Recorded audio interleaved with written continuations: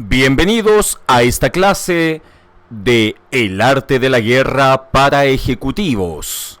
Mi nombre es Gabriel Flores Rosas y este material de aprendizaje ha sido desarrollado en lengua española para el curso The Art of War for Executives de la carrera de licenciatura en Economía de la Escuela de Negocios y Economía de Atlantic International University, universidad que se encuentra en los Estados Unidos. Cabe indicar que para desarrollar esta clase me basé básicamente en el libro llamado The Art of War for Executives del autor Donald Krauss, año 1995, cuyo libro tiene 142 páginas.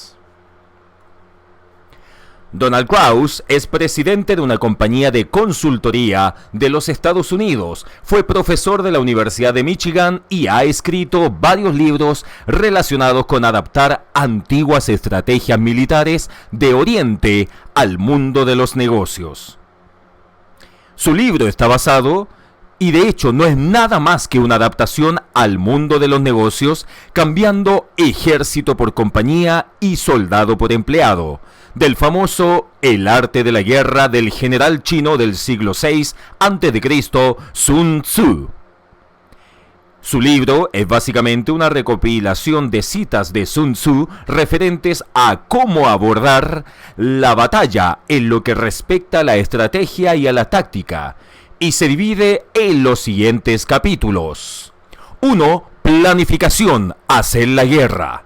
2. Los actos competitivos, la estrategia militar. 3. La estrategia competitiva, disposiciones estratégicas. 4. La toma de posiciones, el poderío estratégico. 5. La oportunidad y la elección del momento, la vacuidad y la plenitud. 6. El control, dirigir las maniobras del ejército. 7. La gestión del conflicto directo, las 9 posibilidades. 8. La flexibilidad, el despliegue de tropas. 9. Las maniobras, el terreno. 10. Los tipos de situaciones competitivas y las causas del fracaso, la tierra y sus 9 aspectos. 11. Las condiciones competitivas y la estrategia ofensiva, los ataques incendiarios. 12. Destruir la reputación, el empleo de espías. Y 13. La recogida de información. A través de estos capítulos, el autor adapta los principios de la guerra al mundo actual de los negocios. Es curioso observar cómo los principios enunciados hace 2500 años tiene pleno valor en la actualidad, y esto nos lleva a cuestionarnos a qué se deben tantos fracasos si conocemos perfectamente las claves de la victoria. Por supuesto, esta pregunta no tiene respuesta, o tiene miles de ellas. La que podríamos suponer es que quizás somos demasiado confiados y no hayamos olvidado de que todos los aspectos son igual de importantes y no debemos menospreciar ni descuidar ninguno. Un libro de poco más de 100 páginas que sería muy interesante tener siempre a mano y leer de vez en cuando alguna de sus frases, para todos aquellos que estén dentro del mundo de los negocios, grandes o pequeños, que en estos días es prácticamente la totalidad de nosotros. Estudiemos algunas frases que pueden aportar a un ingeniero de sistemas. Número 1. Aprender a combatir. En la actualidad la competencia es mayor, más agresiva e inevitable. Solo permanecerá en el mercado la organización que esté debidamente preparada en todos sus niveles. 2. El liderazgo. El líder marca el camino con el ejemplo, se involucra y se compromete con sus clientes internos y externos.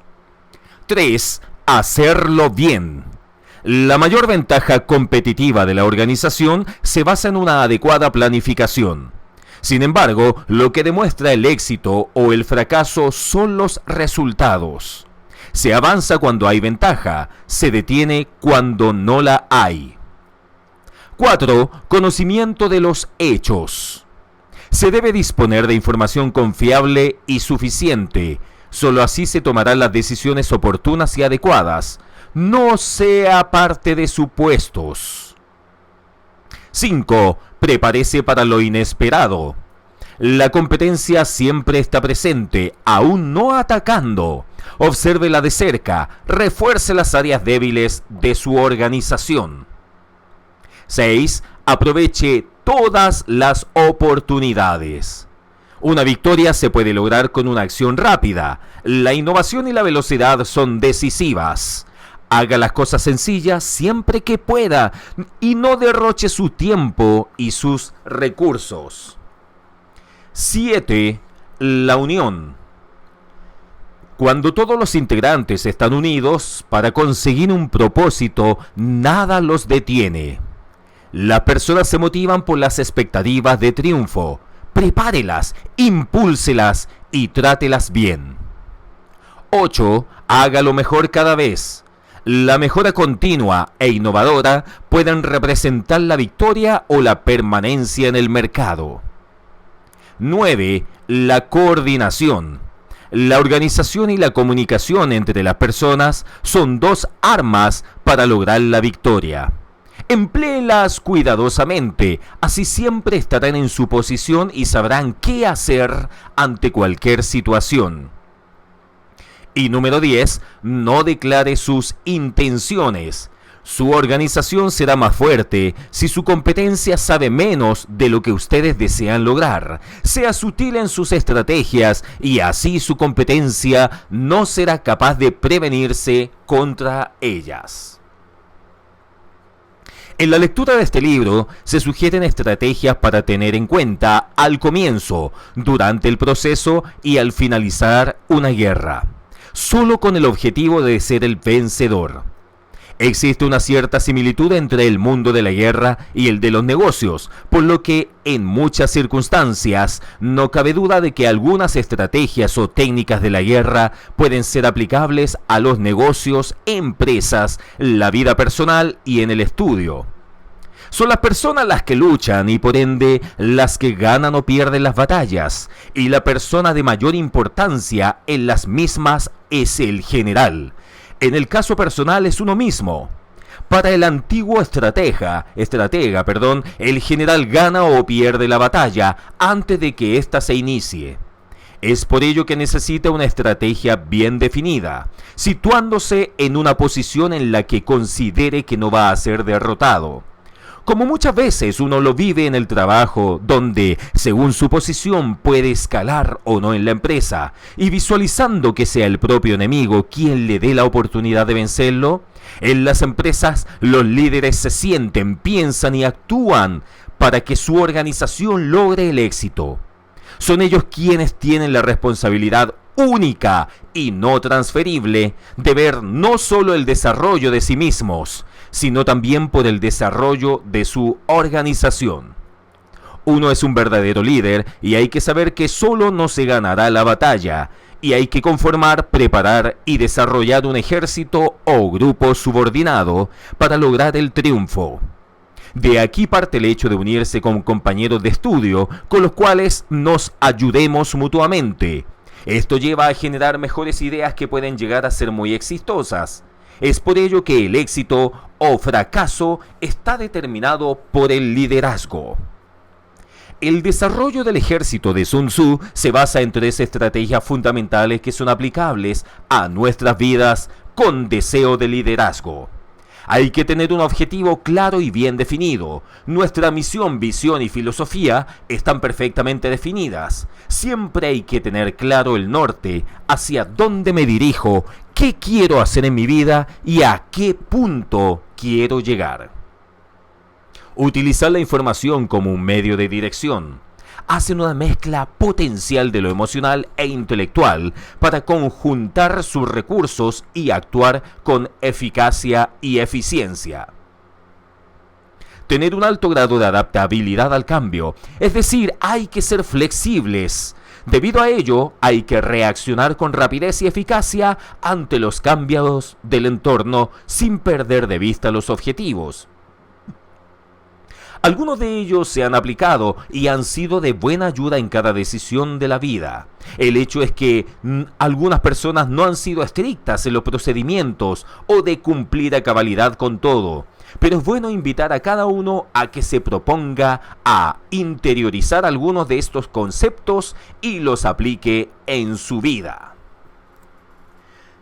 Veamos algunos elementos sumamente importantes en términos de ejemplo. Número 1. Tu meta debe ser tomar intacto todo lo que hay bajo el cielo.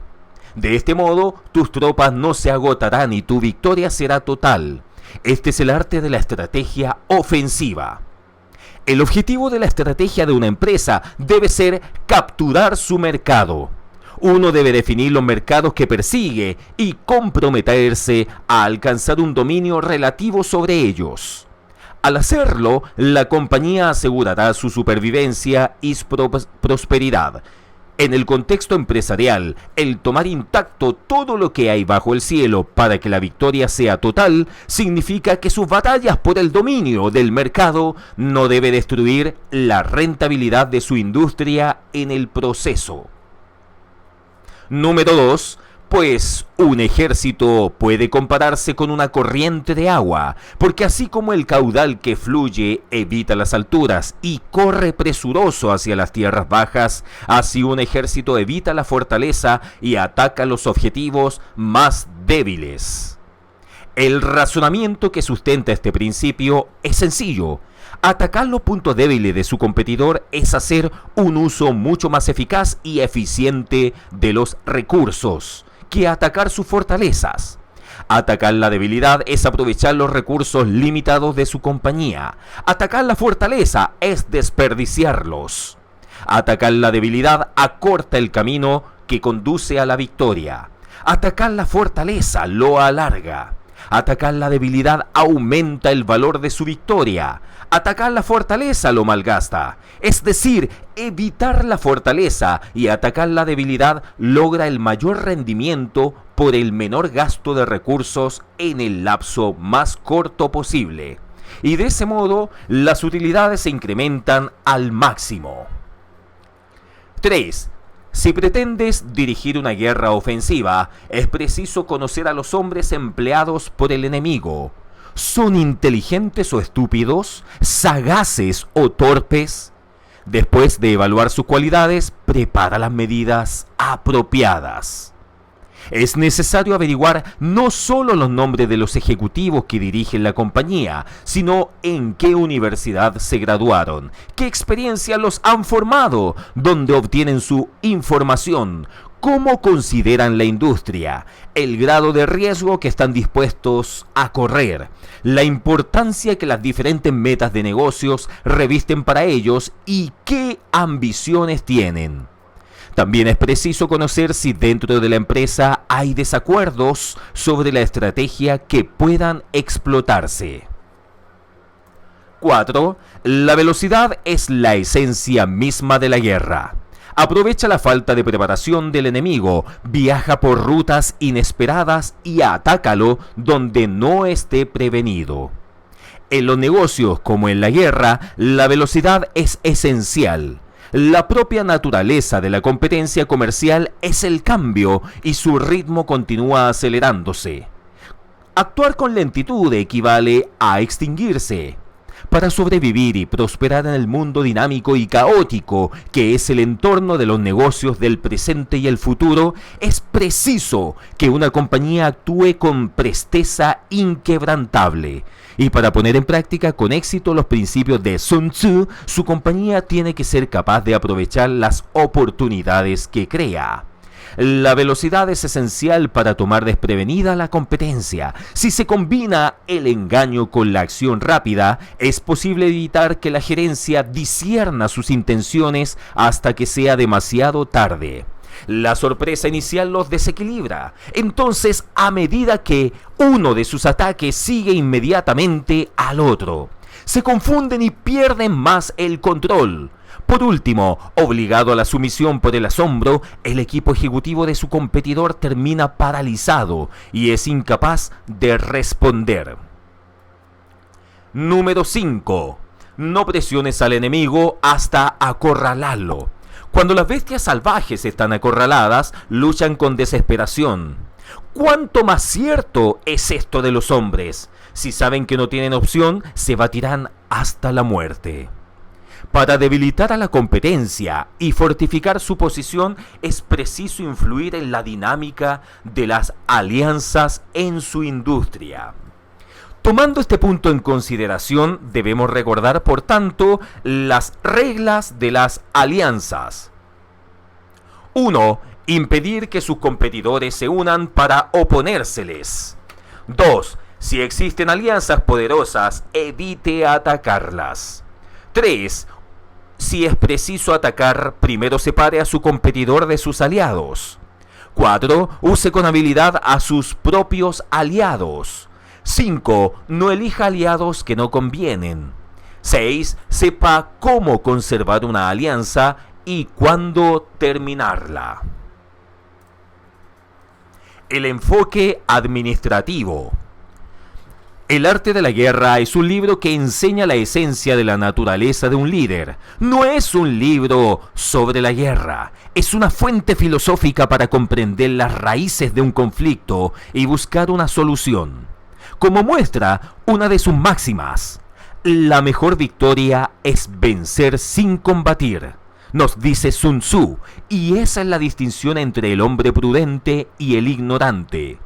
Según el autor Donald Krauss, en el libro El arte de la guerra para ejecutivos, es una filosofía de supervivencia centrada en estrategias de éxito del Estado o en el contexto actual de la organización empresarial que la asuma, y no se basa en la destrucción del enemigo o competencia, entendida esta última dentro del mismo contexto, sino en el logro de la victoria centrada en una buena estrategia gerencial.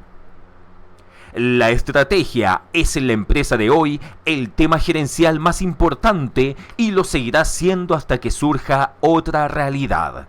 La estrategia empresarial ha cambiado de la lucha clásica por lograr la mayor participación de mercado a la configuración de escenarios dinámicos de oportunidades de negocios que generen riqueza, a proponer enfoques estratégicos audaces para mantenerse en un nuevo mundo de ecosistemas empresariales que constantemente tenemos que explorar y analizar.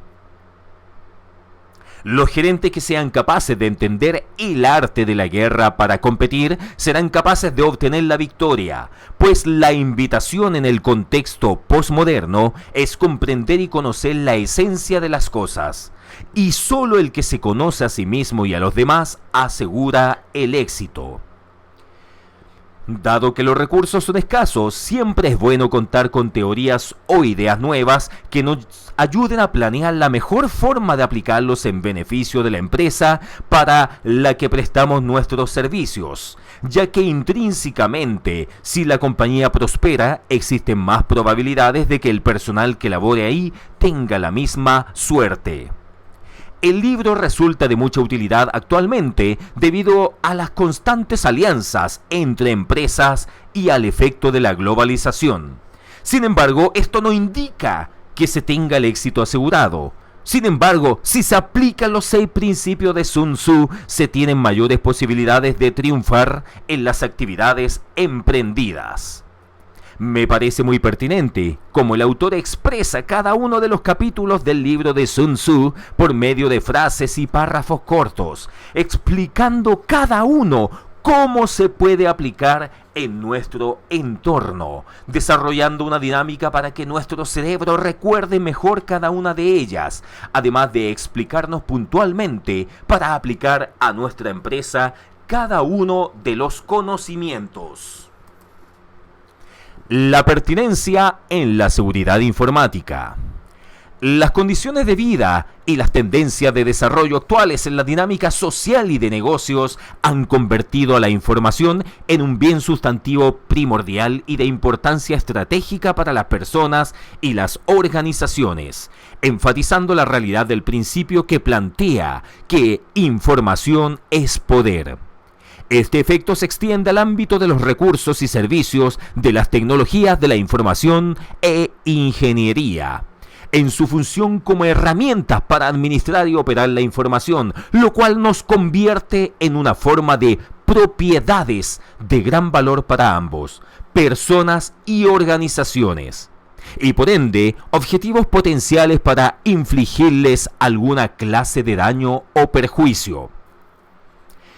En este orden de ideas, dado que el propósito genérico de las funciones de seguridad es proteger y salvaguardar la existencia e integridad de las personas y sus propiedades, se puede establecer que el propósito de la seguridad informática, en sentido estricto, sería proteger y salvaguardar tanto el acervo de información como la plataforma de recursos y servicios de tecnologías de la información de una persona u organización.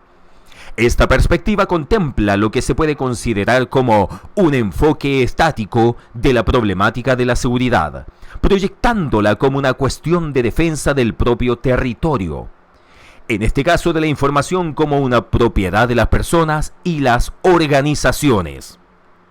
Las fórmulas presentadas en El arte de la guerra del maestro Sun Tzu no ofrecen una solución específica para casos particulares, sino que plantean recomendaciones generales con un enfoque estratégico, las cuales requieren de una cierta interpretación una vez definida el área en que se pretende aplicarlas. En este sentido, las fórmulas propuestas sugieren 3 líneas de pensamiento que son las que vemos en la pantalla.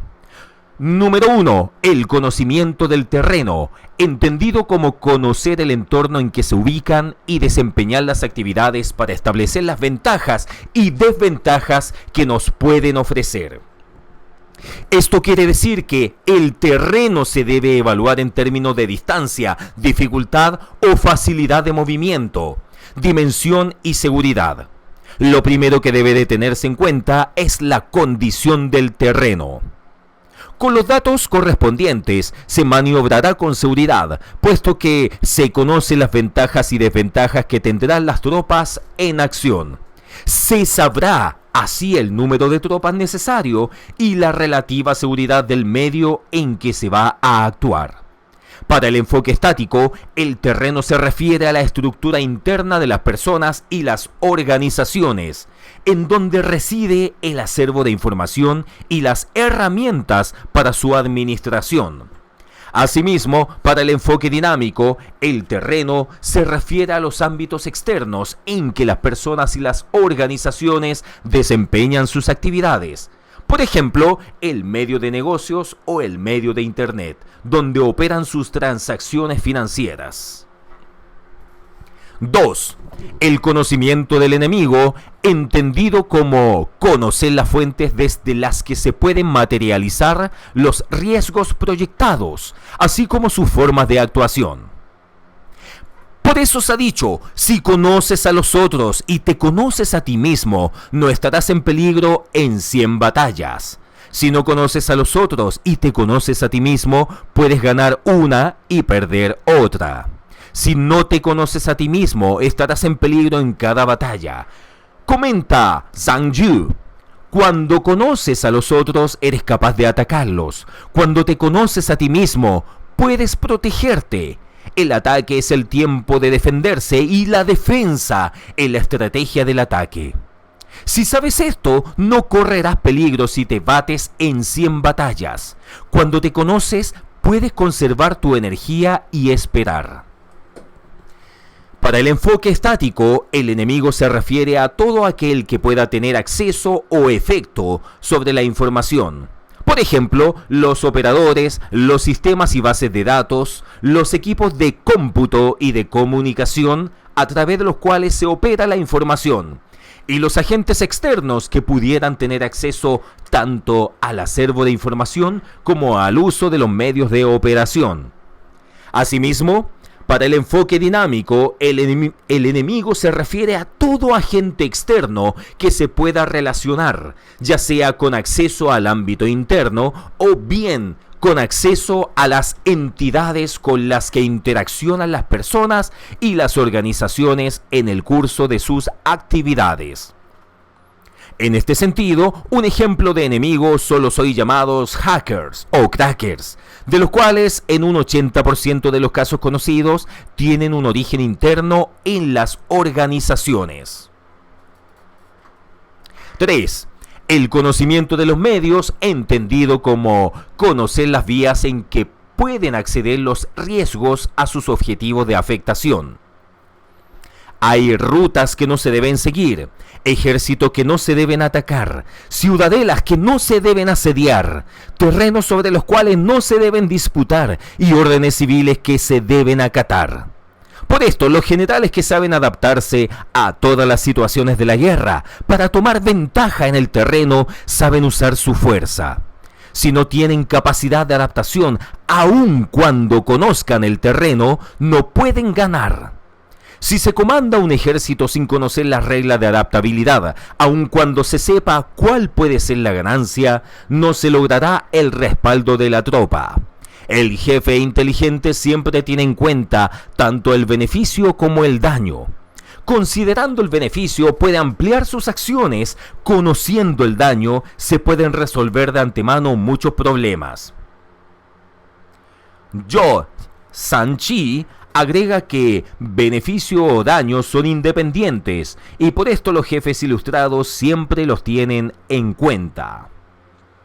Para el enfoque estático, los medios se refiere a los espacios de oportunidad existente en la plataforma interna de recursos y servicios de tecnología de la información, con que se opera dentro de la estructura de las personas y las organizaciones, así como los canales hacia el exterior, ya sea por canales dedicados o bien por canales abiertos, tales como el servicio telefónico o Internet. Asimismo, para el enfoque dinámico, los medios se refieren también a espacios de oportunidad, pero en este caso, por los canales abiertos a través de los recursos y servicios de tecnologías de la información con los cuales se interacciona con otras entidades. En este sentido, como ejemplo de medio, se pueden destacar el mail bombing, los troyanos, los virus, las bombas lógicas, los escáneres, los sniffers, los gusanos, el spam, así como las estafas, timos y el reclutamiento para redes de trata de blancas y de pornografía a través de Internet. La solución a la problemática de la seguridad informática consiste en la adopción de ciertas formas de medida contraceptivas para los riesgos identificados, ubicadas en sus diversos estratos funcionales y que se pueden describir en los siguientes términos. 1. Prevención, como por ejemplo certificados X509, encriptación de datos MD5, mecanismos de validación de ingreso y contenido de datos PGP, políticas y normas para el manejo de información SHA-1 o SSL. Número 2. Disuasión. Mecanismos de registro y auditoría de acceso a la información. Mecanismos de sanción por violaciones a la seguridad. 3. Contención. Como por ejemplo firewalls, mecanismos y claves de restricción de accesos, wrappers. 4. Combate. Como por ejemplo antivirus, rastreo de accesos, wrappers. Número 5. Recuperación y rescate. Como por ejemplo sistemas de respaldo de información. Su efectividad estará determinada tanto por el grado de precisión alcanzada en la identificación y dimensionamiento de las vertientes de riesgo, así como por el grado de las coberturas de las mismas. Muchas gracias.